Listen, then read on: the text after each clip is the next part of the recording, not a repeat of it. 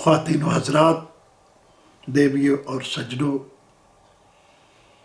آپ کا داستان گو لازوال عشق و محبت کی ایک نئی داستان لے کر آپ کی خدمت میں حاضر ہے، جس کا نام ہے ٹرسٹن اور آئیسولٹ۔ ٹرسٹن اور آئیسولٹ کی لازوال محبت کی کہانی قرون وسطیٰ کے یورپ کی ایک عشقیہ داستان ہے، جسے 12ویں صدی عیسوی میں دائرہ تحریر میں لایا گیا، یعنی تقریباً 900 سال پہلے۔ یہ کہانی عشق کرنے والے دو ایسے کرداروں کی کہانی ہے جن کی دیوانہ وار محبت کو شجر ممنوعہ قرار دے دیا گیا۔ یہ داستان بر اعظم یورپ اور بر اعظم امریکہ میں ایسے ہی مشہور و معروف ہے جیسے پاکستان میں بر صغیر پاک و ہند میں ہیر رانجھا کی داستان۔ آئیسولٹ کو آئیسولڈ یا آئیزولدے بھی کہا جاتا ہے، مختلف زبان میں اس کا مختلف تلفظ ہے۔ کہتے ہیں کہ تقریباً 1000 سال پہلے برطانیہ کے علاقے کارنوال پر بادشاہ مارک کی حکومت تھی۔ اس کا بھتیجا ٹرسٹن اپنی شرافت، شجاعت، بہادری اور جرأت کے لیے بہت مشہور تھا۔ وہ فوج کا ایک نہایت نڈر جرنیل تھا۔ اس زمانے میں برطانیہ کے پڑوسی ملک آئرلینڈ کے بادشاہ اینگوش نے اپنے نامور بہادر جرنیل اور بھائی مور ہولٹ کو ایک فوجی دستہ دے کر کارنوال بھیجا کہ وہ وہاں کے بادشاہ مارک سے خراج طلب کرے۔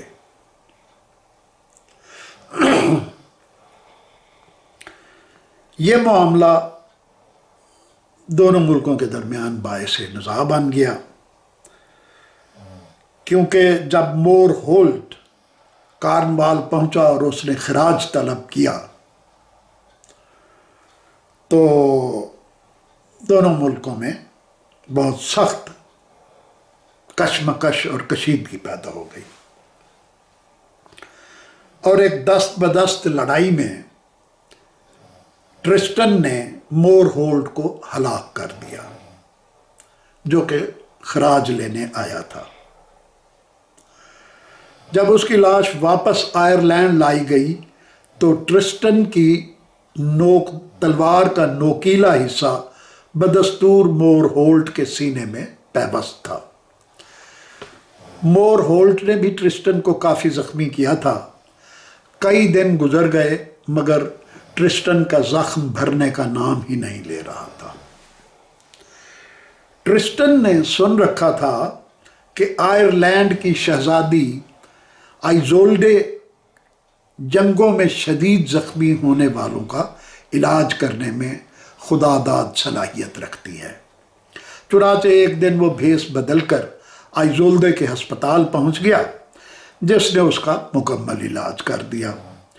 ٹرسٹن کچھ عرصہ وہاں آئرلینڈ میں گھومتا رہا، پھر اپنے ملک واپس آ گیا۔ یہاں آ کر اس نے اپنے چچا بادشاہ مارک کے سامنے آئیزولدوں کے حسن و جمال، اخلاق، خلق، مہارت اور تجربے اور بے پناہ خوبیوں کا کچھ اس طرح ذکر کیا کہ مارک جو ہے وہ بن دیکھے ہی آئیزولدے کا دیوانہ ہو گیا، اور اپنے سفیروں کے ذریعے آئیزولدے کی والدہ، جس کا نام بھی آئیسولٹ تھا، یعنی بیٹی اور ماں کا نام ایک ہی تھا، آئیزولدے کی والدہ آئیسولٹ کو پیغام بھیجا کہ اس کی بیٹی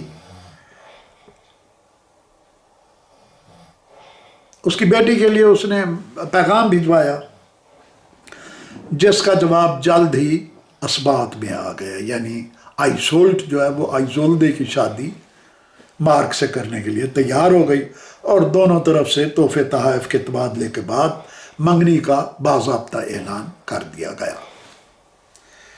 چند ماہ بعد جب دونوں کی شادی کی تیاریاں مکمل ہو گئیں تو رسم و رواج کے مطابق آئرلینڈ سے آئیزولدے کی رخصتی کا پیغام آ گیا۔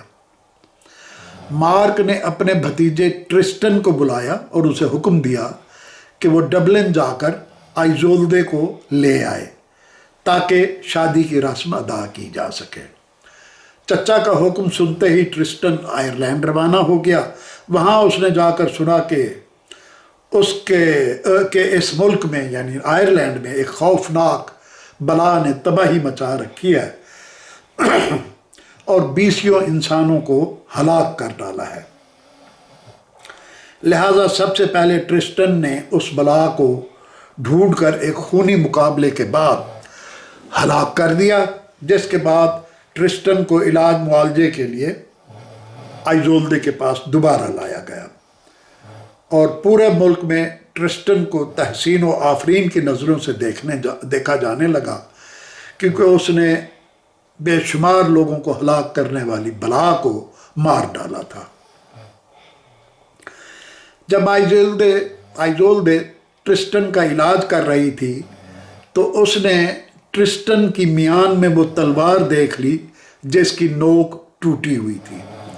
اس کو اس طرح پتہ چل گیا کہ ٹرسٹن ہی وہ شخص ہے جس نے اس کے چچا مور ہولٹ کو ہلاک کیا تھا۔ پہل اس نے ارادہ کیا کہ وہ اس سے اپنے چچا کی موت کا انتقام لے، مگر ملک میں محیب بلا کو مار ڈالنے والے شخص ٹرسٹن، جو اب پورے ملک کی آنکھوں کا تارا بن چکا تھا اور خود آئیزولدے بھی اس سے بہت متاثر ہو چکی تھی کہ بلا کو مار ڈالنے سے اس نے نہ جانے کتنے بے گناہ انسانوں کی جان بچائی ہے۔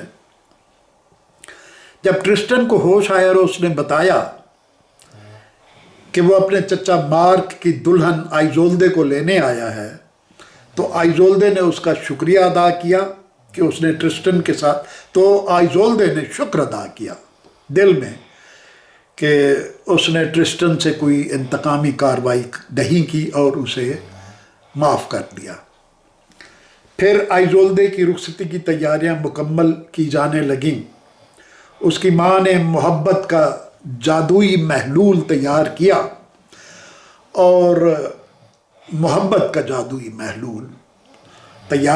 اور بوتل آئیزولدے کے حوالے کی کہ جا کر اپنے خامند کو پلانا اور خود بھی پی لینا، جس سے دونوں ایک دوسرے کی محبت میں دائمی طور پر آپ گرفتار ہو جائیں گے، ایک دوسرے کی محبت میں، یعنی آئیزولدے مارک کی محبت میں، مارک آئیزولدے کی محبت میں، اور دونوں مرتے دم تک ایک دوسرے پر جان چھڑکتے رہیں گے، فریفتہ رہیں گے۔ اس کے بعد آئیزولدے ٹرسٹن کے ساتھ کارنوال کی طرف روانہ ہو گئی آئرلینڈ سے۔ دونوں الگ الگ گھوڑوں پر سوار معمول کی رفتار سے کارنوال کی طرف روانہ ہوئے۔ کچھ گھنٹوں کے بعد وہ تھوڑی دیر دم لینے کو اور کھانے پینے اور گھوڑوں کو آرام دینے کے لیے ایک جگہ رک گئے، اور تھوڑی دیر بعد پھر اپنا سفر جاری کر لیا۔ اسی طرح وہ چلتے رہے۔ سفر خاصا طویل تھا۔ وہ کچھ دیر چلتے، پھر جب خود بھی تھکن محسوس کرتے اور گھوڑوں کو ریسٹ دینا ہوتا تو وہ رک جاتے اور پھر اپنا سفر جاری کر لیتے۔ گزشتہ کئی دن رات وہ ساتھ ساتھ رہے، اس وجہ سے اب وہ دونوں ایک دوسرے کو پسند کرنے لگے تھے، مگر اپنے رشتے کی نزاکت کو بھی سمجھتے تھے کہ آئیزولدے اس کے چچا کی منگیتر تھی اور اسے شادی کرنے جا رہی تھی، اور آئیزولدے یہ سمجھتی تھی کہ وہ اس کے ہونے والے خاوند کا بھتیجا ہے۔ تو ان کے درمیان ایک حجاب سا قائم تھا، یعنی ایک دوسرے کا لحاظ وہ کرتے تھے اور بے محابہ بے تکلفی سے گریز کرتے۔ ایک بار جب وہ کچھ دیر سستانے کے لیے رکے تو دونوں نے کچھ دھیان کیے بغیر وہ خاص محلول پی لیا جو آئیزولدے کی والدہ نے آئیزولدے کو دیا تھا۔ نتیجہ کیا نکلا، کیا ہوا پھر؟ دونوں چند ہی لمحوں میں ایک دوسرے سے شدید محبت کرنے لگے۔ اس محلول کے پیتے ہی وہ دونوں ایک دوسرے کے دیوانے ہو گئے اور ایک دوسرے سے لپٹ کر دیوانہ وار پیار کرنے لگے۔ نہ ان میں کوئی حجاب رہا، نہ شرم رہی، نہ کوئی تکلف رہا، کچھ بھی نہ رہا، اور بوس و کنار کے بعد وہ محبت کی ساری حدیں پار کر گئے۔ نتیجہ یہ نکلا کہ کارنوال پہنچتے پہنچتے وہ ایک دوسرے کے دیوانے ہو چکے تھے، اور دونوں نے ایک دوسرے سے قول و قرار کیے کہ مارک سے شادی کے باوجود وہ دونوں ایک دوسرے کو ملتے رہیں گے اور پیار کرتے رہیں گے اور اپنی اپنی پیاس بھی بجھاتے رہیں گے۔ کارنوال پہنچتے ہی آئیزولدے کی شادی مارک سے ہو گئی، مگر ٹرسٹن کے ساتھ محبت کی آن بان ویسے ہی قائم رہی، اور وہ دونوں محبت کی پینگ پر جھولے بھی جھولتے رہے۔ مارک تو پہلے ہی بن دیکھے آئیزولدے کا فریفتہ ہو گیا تھا، وہ اس پر مر مٹا تھا، اس کی محبت میں بن دیکھے ہی گرفتار ہو چکا تھا پہلے۔ اب اس کے حسن و جمال اور وارفتگی دیکھ کر وہ اپنے ہوش و حواس کھو بیٹھا مارک۔ دوسری طرف ٹرسٹن اور آئیزولدے نے جب سب کی آنکھوں میں دھول جھونک کر اپنی غلط روش برقرار رکھی، مگر وہ کامیابی کے ساتھ اپنی والہانہ محبت کو لوگوں سے خفیہ رکھنے میں کامیاب تھے۔ ویسے بھی بھتیجا ہونے کی وجہ سے ٹرسٹن کو محل میں آنے جانے میں کوئی دقت پیش نہیں آتی تھی، وہ اپنے چچا کے محل میں بڑی آسانی سے آتا جاتا رہتا تھا، کوئی ممانعت نہیں تھی۔ دونوں ایک دوسرے کی باہوں میں سمٹ کر روزانہ محبت کے چراغ جلاتے رہے، مگر وہ کیا کہتے ہیں، تاڑنے والے قیامت کی نظر رکھتے ہیں۔ ان کی محبت بھی کچھ لوگوں کی متجسس آنکھوں سے چھپی نہ رہ سکی۔ محل کے پہرے داروں نے کنگ مارک تک یہ خبر پہنچا دی کہ دونوں ملتے ہیں اور محبت کے چراغ جلاتے ہیں۔ ادھر دونوں کے دل کی بے قراریاں سمیٹے دونوں رات کو روزانہ ملتے رہے، اس بات سے بے خبر کہ خود بادشاہ مارک اور اس کے سپاہی ان کو رنگے ہاتھوں پکڑنے کے لیے ہر وقت گھات لگائے رکھتے ہیں۔ بکرے کی ماں کب تک خیر منائے گی؟ آخر ایک دن مارک نے دونوں کو مدہوشی کے عالم میں گرفتار کر لیا۔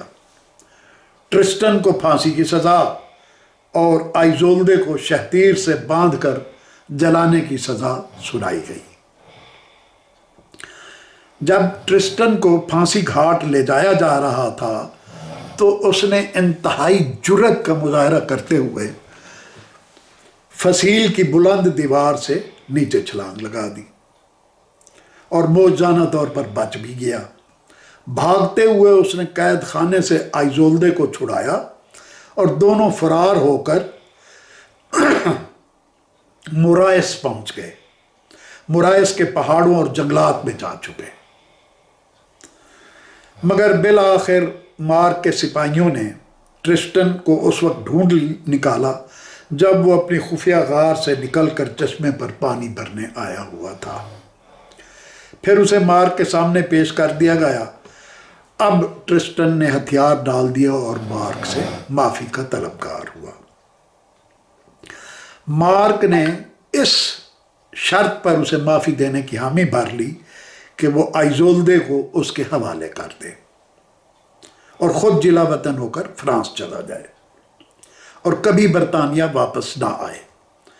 ٹرسٹن نے مارک کی یہ ساری شرطیں قبول کر لیں، آئیزولدے کو اس کے حوالے کیا اور خود جلا وطن ہو کر فرانس کے شہر بریٹینی جا کر بس گیا۔ وہاں اس نے بریٹینی کے بادشاہ ہوئل کی بیٹی اور کاہدین کی چھوٹی بہن آئیزولدے سے محض اس لیے شادی کر لی کہ اس کا نام بھی آئیزولدے تھا، مگر اس سے کوئی ازدواجی تعلق قائم نہیں کیا کیونکہ وہ اپنے آپ کو آئرش آئیزولدے کی امانت سمجھتا تھا۔ بریٹینی میں رہتے ہوئے ایک مرتبہ اس نے ایک نوجوان لڑکی کو 6 منصبداروں کی ہوس کا نشانہ بننے سے بچایا اور خود ایک زہریلے نیزے کی انی سے شدید زخمی ہو گیا۔ تب اس نے اپنے دوست اور صالح قائدین سے درخواست کی کہ وہ کسی طرح برطانیہ جا کر آئرش آزولدے کو لے آئے، کیونکہ دنیا میں صرف وہی اس کا علاج کر سکتی تھی۔ ساتھ ہی اس نے یہ بھی درخواست کی کہ وہ واپسی کے سفر میں اگر آئرش آزولدے اس کے ساتھ آ رہی ہو تو وہ اپنے مستول پر سفید بادبان چڑھائے، اور اگر وہ نہ آئے تو مستول پر سیاہ بادبان چڑھائے۔ کشتی کے جو بانس ہوتا ہے وہ مستول پر بادبان جو چڑھائے جاتے ہیں، میں ان کی بات کر رہا ہوں۔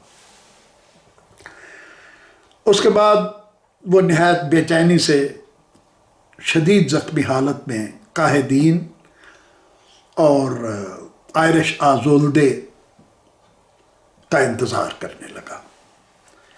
برطانیہ میں آئیزولدے کے علاج کے لیے قائدین کے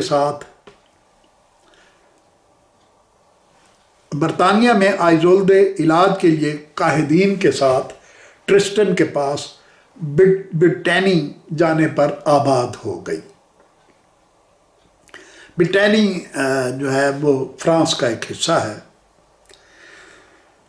ٹرسٹان بستر مرگ پر لیٹا ہوا بے قراری سے قائدین کی واپسی کا انتظار کر رہا تھا۔ اس کی سانسیں اکھڑ رہی تھیں مگر وہ اپنے آپ کو سنبھالتا رہا۔ واپسی کے سفر میں قائدین نے ٹرسٹن کی ہدایت کے موجب مستول پر سفید بادبان چڑھا دیے تھے، جس کا مطلب ہے کہ آئیزولدے اس کے ساتھ آ رہی ہے۔ ٹرسٹن بار بار اپنے بستر سے گردن اٹھا کر شدید زخمی حالت میں وہ بستر پر لیٹا ہوا تھا، لیکن وہ بار بار گردن اٹھا کر کھڑکی میں سے باہر جھانکتا، کھڑکی سے دور افق کی طرف دیکھتا اور مایوس ہو کر سر ڈال دیتا، کیونکہ جہاز کا کہیں نام و نشان نہیں تھا۔ آخر قائدین کا جہاز افق پر ابھرا جس پر سفید بادبان تھے، مگر اب اس میں گردن اٹھانے کی ہمت نہیں رہی تھی۔ اس نے اپنی فرانسیسی بیوی آئیزولدے کو بلایا اور اسے کھڑکی سے جہاز دیکھنے کو کہا، مگر وہ ایک حاسد اور کینہ پرور عورت تھی۔ سفید بادبان دیکھنے کے باوجود اس نے ٹرسٹن کو بتایا کہ بادبان کالے ہیں۔